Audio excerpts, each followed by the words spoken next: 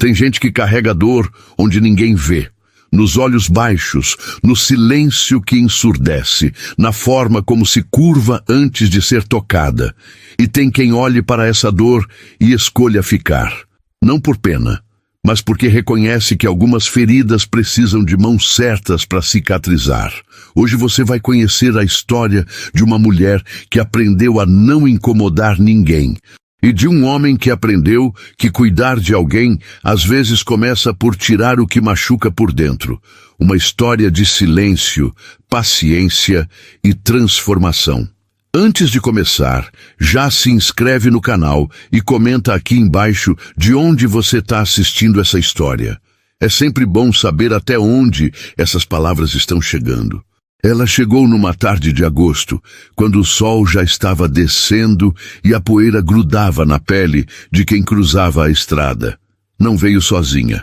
Um homem desconhecido a trouxe numa carroça velha, parou na frente da casa principal da fazenda e desceu sem dizer uma palavra. Ela ficou sentada, com as mãos no colo e os olhos fixos no chão de terra batida. O fazendeiro, que estava consertando a cerca do curral, viu de longe e caminhou até ali.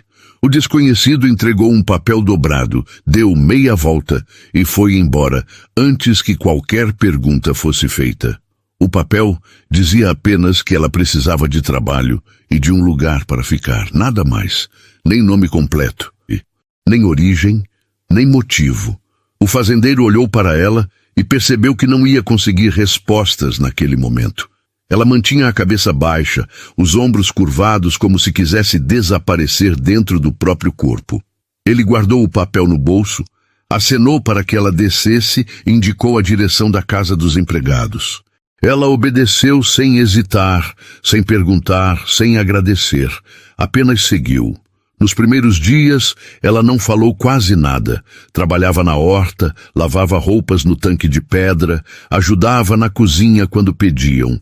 Fazia tudo com uma precisão que parecia automática, como se tivesse passado a vida inteira obedecendo ordens sem questionar. As outras mulheres da fazenda tentaram conversar, mas desistiram depois de algumas tentativas. Ela respondia com monossílabos ou apenas com um aceno de cabeça. Não era grosseria, era ausência. Como se a voz dela tivesse sido apagada há muito tempo e ninguém tivesse se dado ao trabalho de perguntar se ela ainda sabia falar. O fazendeiro observava de longe. Não era homem de se meter na vida alheia, mas havia algo nela que incomodava. Não a presença, a falta dela. Ela ocupava espaço sem existir. Trabalhava sem ser vista. Comia sem ser notada. Dormia sem fazer barulho. E isso, de alguma forma, pesava mais do que qualquer grito. Na terceira noite, ele acordou com um som abafado vindo da casa dos empregados. Era tarde, a lua estava alta e o vento soprava frio contra as janelas. Ele acendeu o lampião, vestiu o casaco e caminhou até lá. Encontrou a porta entreaberta e, ao entrar, viu ela encolhida no canto do quarto, tremendo debaixo de um cobertor de palha. O rosto estava pálido, os lábios roxos, e a respiração saía curta e irregular. Ele se aproximou devagar, chamou por ela. Nada. Chamou de novo. Ela abriu os olhos, mas não parecia enxergar direito. A febre tinha tomado conta. Ele tocou a testa dela e sentiu o calor queimando por baixo da pele. Precisava de ajuda, mas antes de sair para buscar alguém, ela agarrou o braço dele com força inesperada. A voz saiu fraca, quase um sussurro. Me tira isso de dentro. Ele não entendeu. Achou que fosse delírio. Tentou acalmá-la, mas ela insistiu. Me tira isso de dentro, por favor. E então, com a mão trêmula, ela levantou a barra do vestido e mostrou a coxa esquerda. Havia uma marca vermelha e inchada. A pele ao redor estava quente demais. E no centro, mal visível, estava a ponta de algo enterrado. Ele trouxe o lampião mais perto e viu um prego enferrujado, com a ponta quebrada, cravado na carne. Ele sentiu o estômago revirar. Não pela visão, mas por entender que aquilo estava ali há tempo. Tempo demais. Ela não tinha pedido ajuda, não tinha reclamado. Tinha apenas aguentado. Ele saiu correndo, buscou água quente, panos limpos, um frasco de álcool que guardava para emergências. Voltou e se ajoelhou ao lado dela, explicou o que ia fazer. Ela apenas assentiu, não chorou. Não gritou, nem quando ele começou a limpar ao redor da ferida, nem quando precisou segurar o prego com uma pinça improvisada e puxar devagar para não quebrar mais. Nem quando a pele cedeu e o objeto saiu inteiro, coberto de sangue seco e pus. Ela apenas apertou os dentes, fechou os olhos e deixou acontecer. Quando terminou, ele limpou tudo de novo, passou um pano embebido em álcool e enfaixou com cuidado. Ela estava exausta, a febre ainda estava alta, mas o pior tinha passado. Ele cobriu ela de novo, trouxe água fresca e ficou ali, sentado no chão, até ter certeza de que ela estava respirando melhor. Só então voltou para casa, mas não conseguiu dormir. Ficou pensando em quanto tempo ela tinha carregado aquilo. E por que não tinha pedido ajuda antes? Na manhã seguinte, ele voltou para ver como ela estava. A febre tinha baixado, mas ela ainda estava fraca. Ele trouxe comida, insistiu para que comesse devagar. Ela obedeceu, não agradeceu, não perguntou nada, apenas comeu e voltou a deitar. Ele deixou que descansasse. Nos dias seguintes, foi visitá-la toda manhã e toda noite. Levava comida, trocava o curativo, verificava se a ferida estava melhorando. E aos poucos, ela começou a reagir de forma diferente. Não com palavras, mas com olhares, pequenos gestos. Uma vez, quando ele trouxe uma sopa quente, ela segurou a tigela e olhou para ele por alguns segundos antes de começar a comer. Não disse obrigada, mas ele sentiu. Outra vez, quando ele estava saindo, ela chamou pelo nome dele. Só isso. Apenas o nome. Mas foi a primeira vez que ela falou por vontade própria. A ferida na coxa estava sarando bem, mas o fazendeiro começou a perceber que havia outras, não físicas, mas tão reais quanto aquele prego. Ela não gostava de ser tocada de surpresa. Sempre recuava, sempre baixava os olhos, sempre pedia desculpa, mesmo quando não tinha motivo. Ele começou a entender. Ela tinha aprendido a não incomodar, tinha aprendido a suportar, tinha aprendido que pedir ajuda era perigoso, e isso doía mais do que qualquer ferimento visível. Ele não perguntou de onde ela veio, não perguntou quem tinha feito aquilo com ela, não porque não quisesse saber, mas porque percebeu que ela não estava pronta, e que forçar seria como cravar outro prego. Quando ela finalmente voltou ao trabalho, ele percebeu que algo tinha mudado. Não na forma como ela trabalhava, mas na forma como ela olhava para ele. Antes, o olhar era vazio. Agora, havia algo ali. Reconhecimento. Talvez até confiança. Pequena, frágil, mas presente. Ele começou a prestar mais atenção. Notou que ela gostava de trabalhar na horta no fim da tarde, quando o sol estava mais fraco. Notou que ela se sentava perto do tanque e ficava olhando para a água antes de começar a lavar as roupas. Notou que ela evitava os homens da fazenda, mas não evitava ele, e isso significava algo. Ele não sabia exatamente o que, mas significava. Uma tarde, ele a encontrou sentada debaixo de uma árvore, com as mãos sujas de terra e os olhos fixos no horizonte. Ele se aproximou devagar, pediu licença e sentou ao lado dela. Ficaram em silêncio por um tempo. Ela não se mexeu, não fugiu. Ele respirou fundo e disse que ela não precisava contar nada se não quisesse, mas que, se um dia quisesse, ele ia estar ali para ouvir. Ela não respondeu, mas quando ele levantou para ir embora, ela segurou a barra da camisa dele por um segundo. Só um segundo, e soltou. Ele olhou para ela, mas ela já tinha voltado a olhar para o horizonte. Ele entendeu. Era o jeito dela dizer que tinha ouvido. E que talvez, um dia, ela confiasse o suficiente para falar. As semanas passaram e a rotina continuou. Mas havia uma mudança sutil no ar. Ela começou a sorrir. Não muito, não sempre. Mas de vez em quando ele passava perto e dizia bom dia, ela esboçava algo que se parecia com um sorriso, e isso bastava. Ele começou a cuidar dela de outras formas. Trouxe um cobertor mais grosso para o quarto dela. Deixou frutas frescas na mesa da cozinha, consertou a janela, que não fechava direito. Pequenas coisas, coisas que ela nunca pediu, mas que ele sabia que fariam diferença, e faziam. Ela começou a comer melhor, a dormir melhor, a trabalhar com mais leveza, como se pela primeira vez em muito tempo ela não estivesse apenas sobrevivendo. Estivesse vivendo. Se essa história já te prendeu até aqui, imagina o que vem no próximo capítulo. Aproveita esse momento e já deixa seu comentário aqui embaixo. Conta o que você está achando até agora. Foi numa manhã de setembro que ela finalmente falou. Não muito, mas o suficiente. Eles estavam no celeiro, ele organizando ferramentas e ela ajudando a separar o que precisava de conserto. De repente ela parou e olhou para ele. Disse que tinha caído de uma escada há alguns meses, que o prego tinha ficado preso na madeira podre e entrado na perna dela, que ela tinha tentado tirar sozinha, mas só conseguiu quebrar a ponta, que doeu por semanas, mas ela não podia parar de trabalhar, não podia reclamar, não podia incomodar. Ele parou de mexer nas ferramentas e olhou para ela. Perguntou por que ela achava que ia incomodar. Ela não respondeu, apenas voltou a trabalhar. Mas ele viu a resposta nos olhos dela, porque ela tinha sido ensinada a pensar assim. E isso partiu o coração dele de um jeito que ele não esperava. Daquele dia em diante, ele começou a prestar atenção em tudo, nos momentos em que ela se encolhia quando alguém levantava a voz, nos momentos em que ela pedia desculpa por coisas que não eram culpa dela, nos momentos em que ela parecia se preparar para ser repreendida, mesmo quando ninguém estava bravo. Ele começou a mudar a forma como interagia com ela.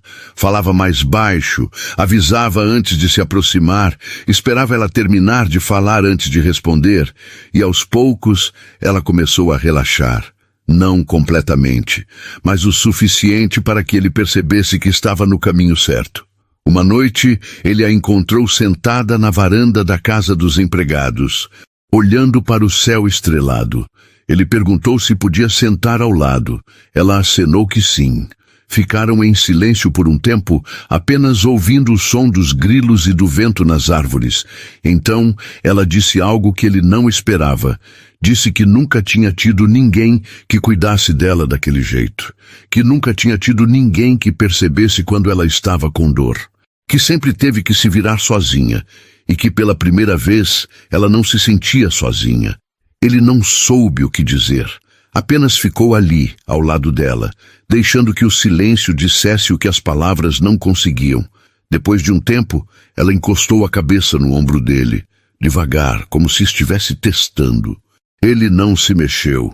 Não quis estragar o momento, e ficaram assim até a lua descer e o frio da madrugada chegar. A relação entre eles foi mudando sem pressa. Não havia pressa para nada. Ele sabia que ela precisava de tempo, e ele tinha todo o tempo do mundo. Começaram a passar mais tempo juntos. Ele a convidava para caminhar pela fazenda no fim da tarde. Ela a aceitava. Conversavam sobre coisas simples, o tempo, as plantações, os animais, nada profundo, mas suficiente para criar uma ponte entre dois mundos que antes não se tocavam. Ele começou a notar pequenas coisas nela. O jeito como ela prendia o cabelo quando ia trabalhar. O jeito como ela cantarolava baixinho quando achava que ninguém estava ouvindo. O jeito como ela sorria quando via um pássaro pousando perto, e cada uma dessas coisas o fazia gostar mais dela. Não porque ela era perfeita, mas porque ela estava tentando viver, tentando confiar, tentando acreditar que merecia ser cuidada. Um dia, ele a encontrou chorando atrás do celeiro. Não era um choro alto, era silencioso, como se ela estivesse acostumada a chorar escondida. Ele se aproximou devagar, perguntou o que tinha acontecido. Ela disse que não sabia, que às vezes a tristeza vinha do nada, que ela não conseguia controlar. Ele não tentou consertar, não tentou dizer que ia passar. Apenas sentou ao lado dela e ficou ali. Deixou que ela chorasse, deixou que ela desabasse sem medo de ser julgada. E quando as lágrimas pararam, Ela olhou para ele e disse, obrigada. Pela primeira vez, ela disse, obrigada. E ele percebeu que aquilo significava muito mais do que gratidão. Significava que ela estava começando a se permitir sentir. E isso era enorme. As estações foram mudando e eles também. O inverno chegou com seu frio cortante e suas noites longas. Ele começou a acender a lareira da casa principal e a convidá-la para jantar.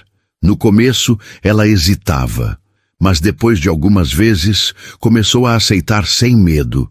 Jantavam juntos, conversavam sobre o dia, planejavam o trabalho da semana seguinte, e aos poucos aquilo virou rotina. Uma rotina boa, uma rotina que trazia paz para os dois. Ele percebia que ela estava mudando. Não era mais a mulher que chegou com os olhos baixos e a boca fechada. Era alguém que estava redescobrindo como era viver sem medo, como era sorrir de verdade, como era confiar. Uma noite, depois do jantar, ela ficou parada na porta, como se quisesse dizer algo, mas não soubesse como. Ele esperou, não apressou, apenas esperou. E então ela disse que ele tinha salvado a vida dela.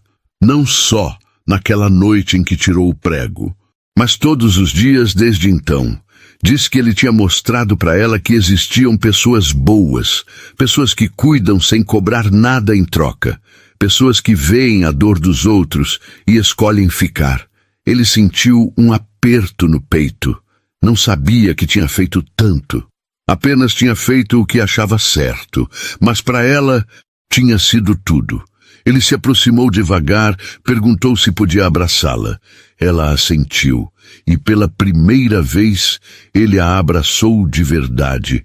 Não era um abraço de pena, era um abraço de reconhecimento, de respeito, de algo que estava começando a crescer entre eles e que nenhum dos dois sabia nomear ainda. Ela se permitiu relaxar naquele abraço. Pela primeira vez em muito tempo, ela se permitiu ser segurada. E não foi assustador, foi reconfortante. Nos meses seguintes, eles se tornaram inseparáveis. Trabalhavam juntos, comiam juntos, riam juntos. Ela começou a contar mais sobre o passado. Não tudo, mas pedaços que ele guardava com cuidado, sem julgar, sem interromper. Ele também começou a se abrir. Contou sobre a solidão de cuidar da fazenda sozinho, sobre a sensação de que a vida estava passando sem que ele estivesse realmente vivendo. E percebeu que os dois eram parecidos. Os dois tinham se acostumado a viver pela metade, mas juntos estavam aprendendo a viver inteiro. A primavera chegou trazendo flores e dias mais longos, e com ela uma conversa que os dois sabiam que precisava acontecer. Eles estavam sentados na varanda, vendo o sol se pôr, quando ele segurou a mão dela e disse que não queria que ela fosse embora. Disse que a vida dele tinha mudado desde que ela chegou, que ele não sabia como tinha vivido antes sem ela, e que se ela quisesse, podia ficar, não como empregada, mas como alguém que ele queria ao lado. Ela olhou para ele com os olhos cheios de lágrimas, mas não eram lágrimas de tristeza, eram lágrimas de alívio, de felicidade, de esperança. Ela disse que também não queria ir embora, que ali, naquela fazenda, ao lado dele, era o primeiro lugar onde ela se sentia em casa, e que, pela primeira vez, ela acreditava que merecia ser feliz. Eles se beijaram devagar, com cuidado, como se estivessem descobrindo algo novo e precioso. E era o começo de uma vida que nenhum dos dois tinha planejado, mas que os dois queriam construir juntos. Não seria fácil. Ela ainda teria dias difíceis. Ele ainda teria que aprender a lidar com as cicatrizes invisíveis que ela carregava. Mas eles estavam dispostos, porque no fim das contas, o amor não é sobre ser perfeito. É sobre escolher ficar, sobre tirar os ferros invisíveis que machucam por dentro, sobre cuidar, sobre confiar, sobre reconstruir, tijolo por tijolo, palavra por palavra, toque por toque, uma vida que vale a pena ser vivida.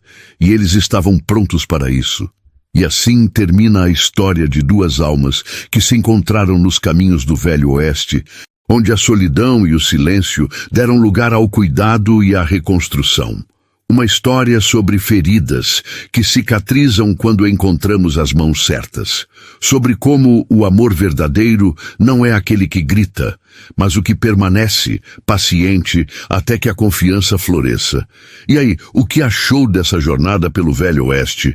Se você gostou, se inscreve no canal, ativa o sininho e comenta aqui de onde você está assistindo. A sua participação é o que mantém essa trilha viva.